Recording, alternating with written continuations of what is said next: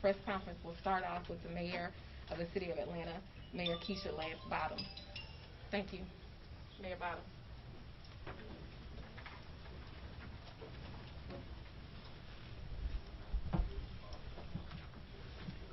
Good morning.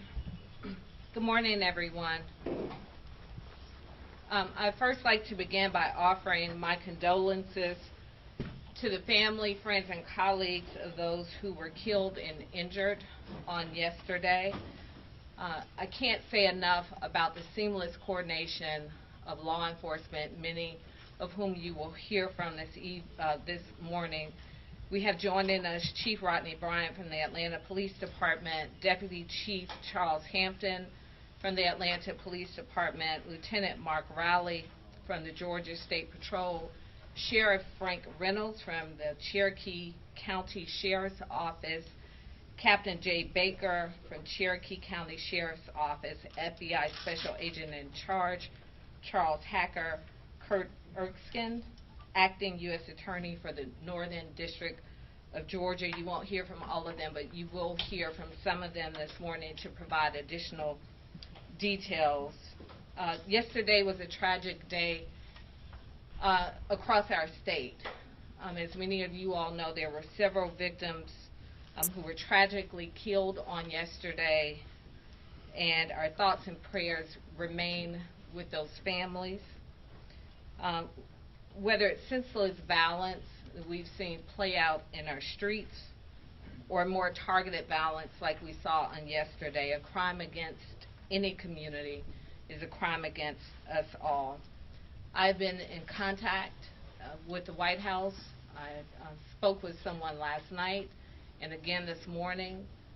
Of course, President Biden offers his full support and concern to our great state, and the White House has offered to support us with any additional resources and support that we need as we continue not just this investigation, but as we continue to deal with the spike in crime that we have seen since this pandemic began.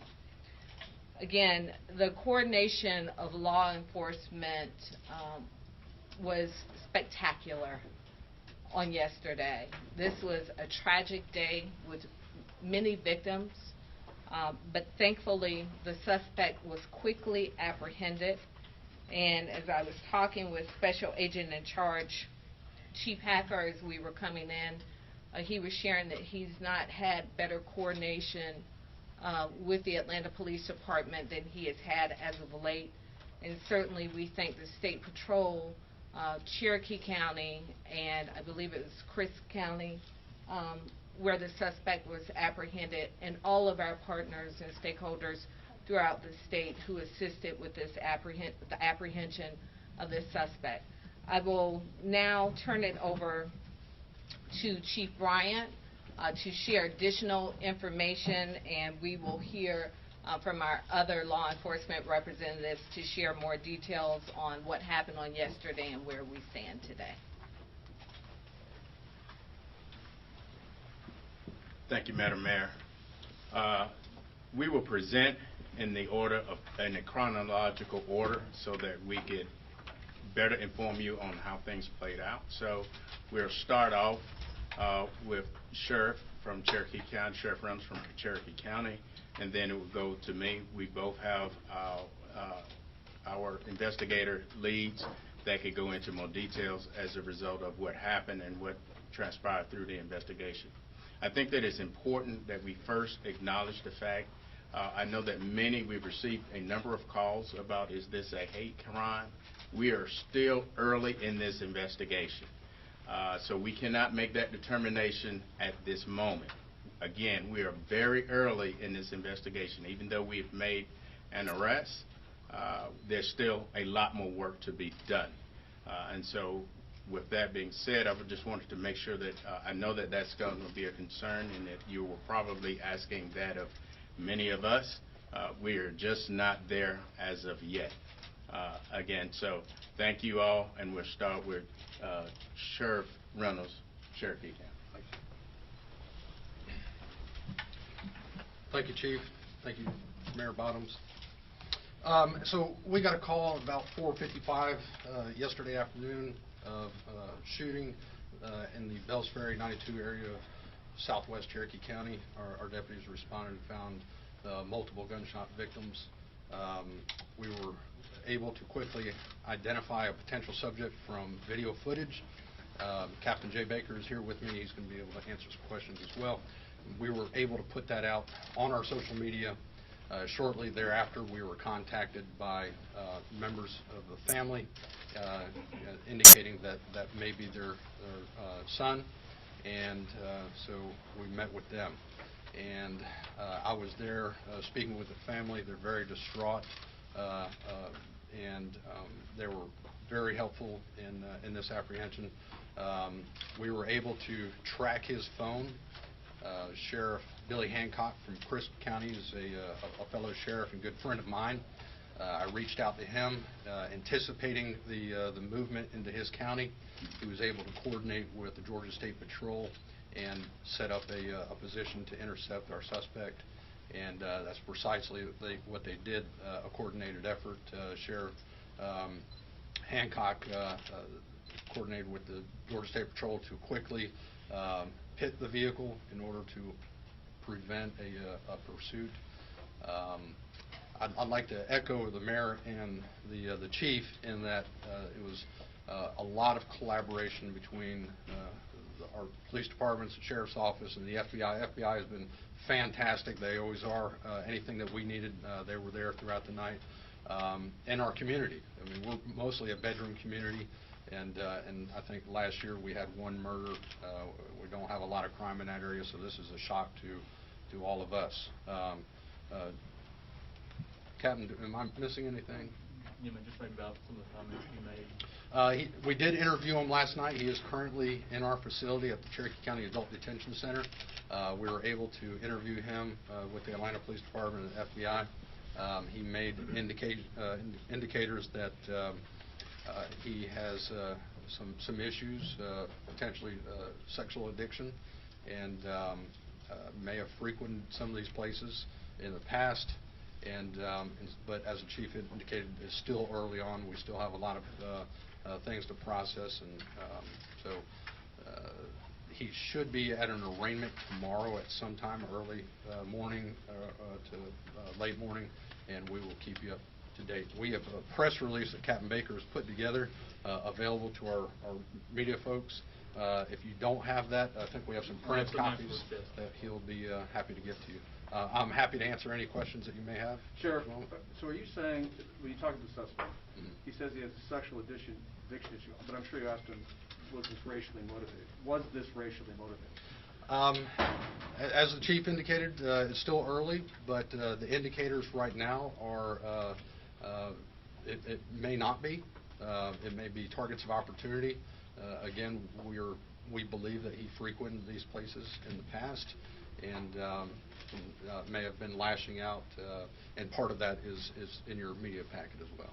But the working theory is a sexual addiction issue rather than a racial profile. During our interviews, we asked that specific question, and that did not appear to be the motive. We want to hold all questions until the end. Please let us get through the press conference, and then we'll answer any questions. Thank you, ma'am. I appreciate that. I'll turn it over to the next person.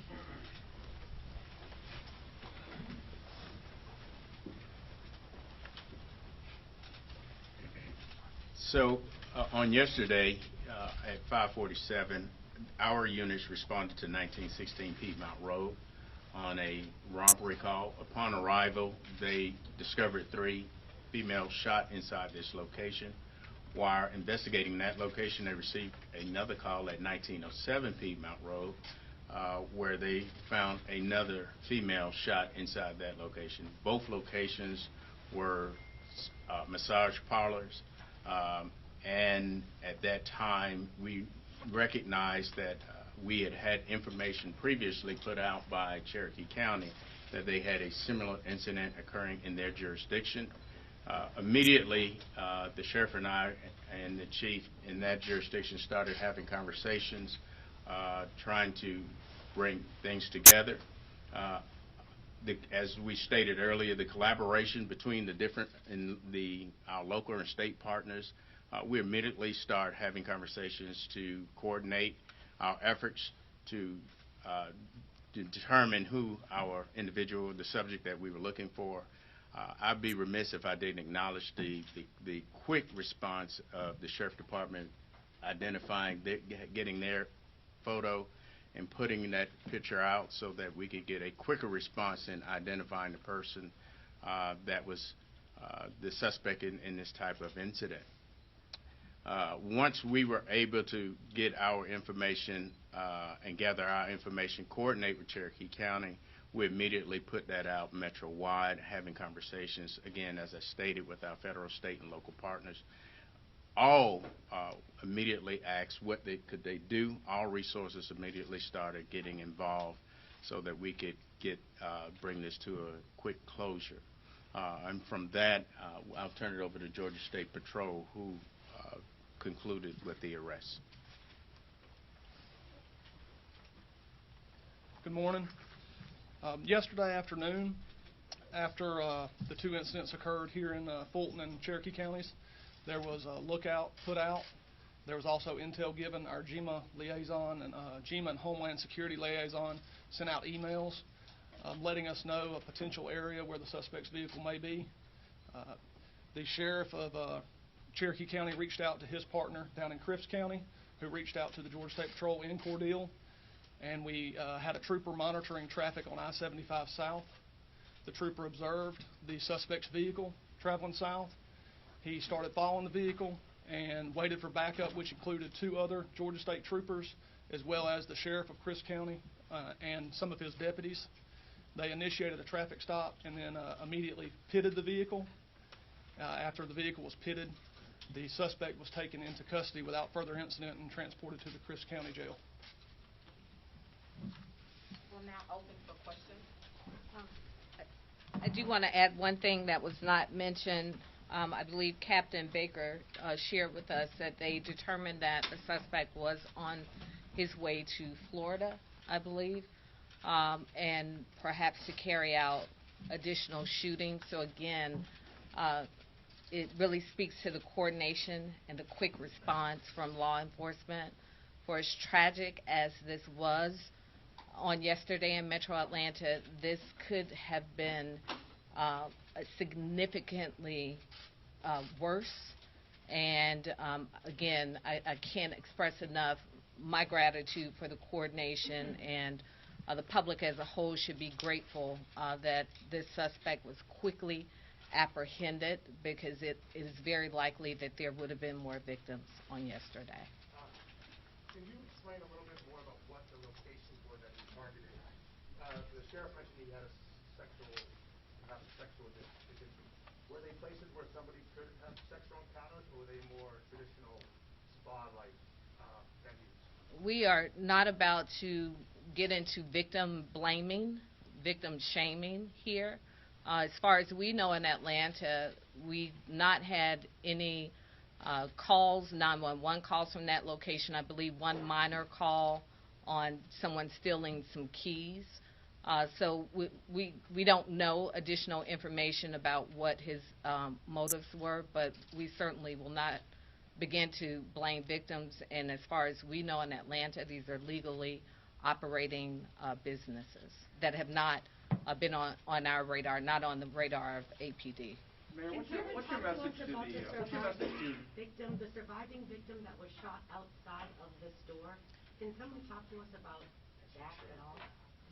That's a question for our Cherokee partners. Thank you. I'm Captain Jay Baker of the Cherokee Sheriff's Office. So that victim is stable. He's in stable condition at Wellstar Kennestone Hospital in Marietta. Was he caught in the crossfire, or do you think he was a... Don't know.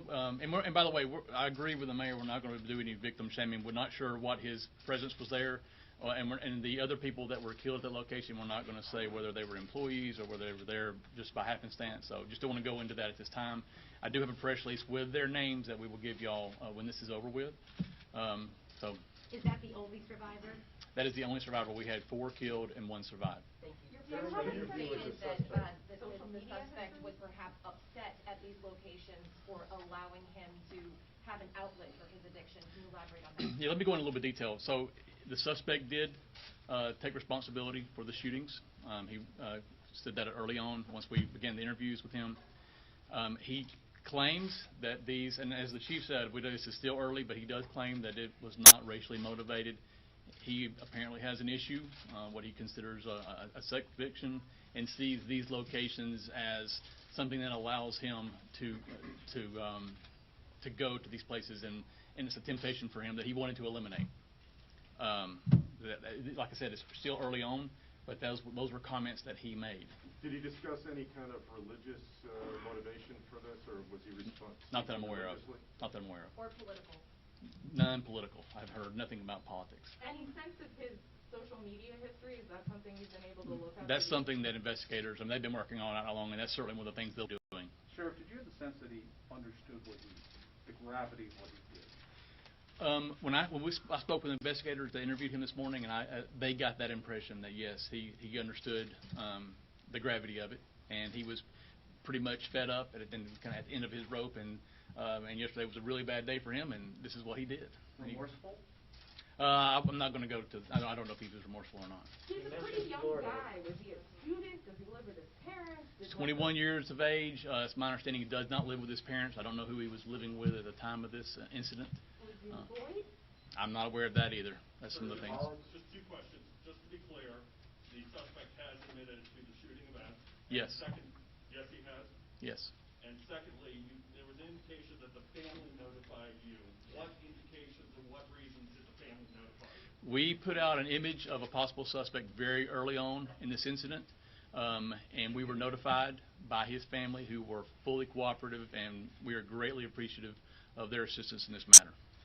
How did you get the image, Sheriff? Was the image from the surveillance camera? Surveillance cameras. So there were several businesses there, and we were able to get images from those. And then you also ID'd his car also from the surveillance? The car, and then, of course, obviously, we were able to get in touch with the parents who identified it from social media that was their child, their son. You mentioned Florida. Did you say earlier did that... he mention any particular businesses that he was going after?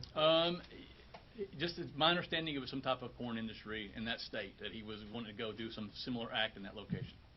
No additional details at this time. I'm sorry, to clarify, did you say earlier that in interviewing the suspect, he said it was not racially motivated? He did make that claim. Despite there not being a racial motivation, there has been a very real set of anti-Asian hate attacks across the country. We've heard from New York City police that they're actually sending resources out of an abundance of caution to their Asian communities across the city. Now, for any of the law enforcement partners here, is there anything similar as far as strategy and extra support for either the Asian American communities in Metro Atlanta or similar businesses like massage parlors? So obviously, whatever the motivation was for this guy, we know that many of the victims, the majority of the victims, were Asian. We also know that this is an issue that's happening across the country. It is unacceptable, it is hateful, and it has to stop. That being said, we are coordinating in real time to make sure that our communities have the resources that they need. We have not seen a significant uptick in formal complaints within the city of Atlanta, but obviously this is a large metropolitan region, and we know that we're hearing the stories. We're seeing them on television. We're seeing them on social media. So we certainly are aware, and we stand ready to provide any additional resources. But again, because of the quick coordination, when I was on my way home from City Hall last night, when I received the alert that there was a business shooting on Piedmont Road, I immediately called Chief Bryant, who had already been in touch with Cherokee County, and they were already making the connection. So we had a very rapid response, but certainly we will continue to be proactive and provide resources to the extent that we can to make sure that our communities are protected. And again, encouraging anyone. We know many of our communities are sometimes hesitant to bring in law enforcement. If there are things and concerns that are happening in your communities, around your businesses, et cetera, there's nothing too big or too small that we we want to be aware of it all to make sure that we can provide resources and respond accordingly. Can you clarify what sort of weapons were retrieved from his vehicle or did he use in the shooting? And were they all legally obtained weapons? I can tell you that a 9mm firearm was located in his vehicle when he was taken into custody. Whether it was legally obtained will be one of the things that our investigators will be looking into. And just to be clear, our victims, I know that obviously Atlanta, all their victims were Asian. 2 of our victims were white, in case anyone was unaware of that. We had 2 Asians and 2 whites that were killed at our location. Were the victims employees or patients? That's one of the things that this time we're not going to go into details about why they were there. And the 9mm, that was the weapon he used? Well, obviously, we'll have to do forensics on the firearm, but we're confident that it is. But it was the only weapon that you found? Yes, yes. Did he have like a bunch of No ammo other weapons were located in the vehicle. How much ammunition did you find? Pardon me? Do you have a sense of how many times he shot, how much ammunition? I don't have that information. Is there any reason to believe that other similar businesses should still be concerned today? Is there still a threat? To my opinion, that he was acting alone. There's no indication that anyone was working with him, so we're confident that's not going to be a problem. And sir, can you clarify, you said he was on his way to Florida, where you believe that you and the mayor said that you believe he would have engaged in additional acts of violence against similar businesses? He made a comment to that effect, that he was headed to Florida and that he was going to do similar acts in that state. And the issue was that he wanted to destroy what had been tempting him? It sounds to me like these locations, he sees them as an outlet for him, that some things that he shouldn't be doing, and that an issue with porn, and that he was attempting to take out that temptation. And he had visited Two more both of those questions, please. locations Only before? 2 more questions. Pardon me? He had visited both of those locations? I'm unaware if he had been to those specific locations. One more? Anybody? What was the conversation like with his family? Is there anything you can share about that? I don't want to go into details other than to say that we are really appreciative of the family. Without them, this would not have happened as quickly as it happened. They were very supportive, and certainly this was difficult for them. Did he resist at all during the arrest? No, he did not resist. Mental health Thank history? you. Thank y'all. Thank you. And by the way, I'll bring out our press release and put it out here for y'all shortly. Someone left their That's me.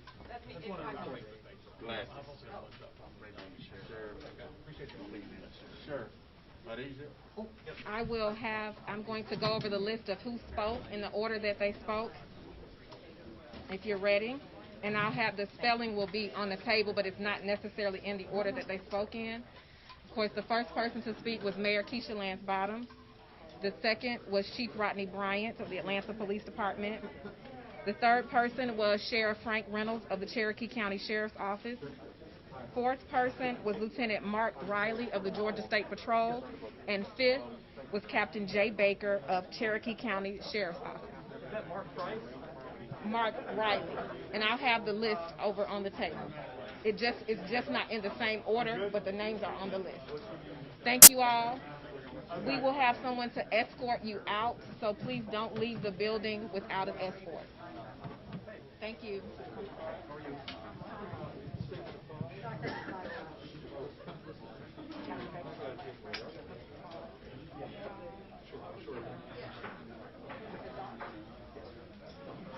Nothing to see here, national media. How you doing, Mark?